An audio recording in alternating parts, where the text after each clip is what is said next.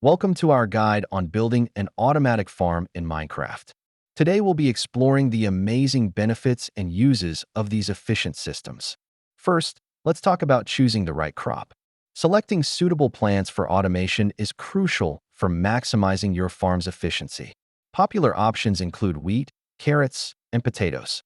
Next, gather the essential materials needed for building your farm. You'll need items like wood, stone, redstone, hoppers, and other farming supplies. Now, let's design the farm layout. A well-planned design helps maximize space and makes automation easier, so keep efficiency in mind. Water source management is vital for crop growth.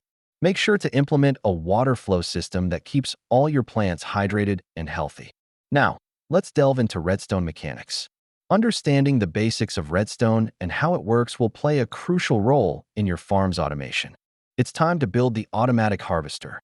Follow these step-by-step instructions to create a mechanism that efficiently collects harvested crops. Once you've harvested your crops, you'll need a storage system to collect and organize everything. A combination of chests and hoppers works perfectly. Don't forget to test your farm.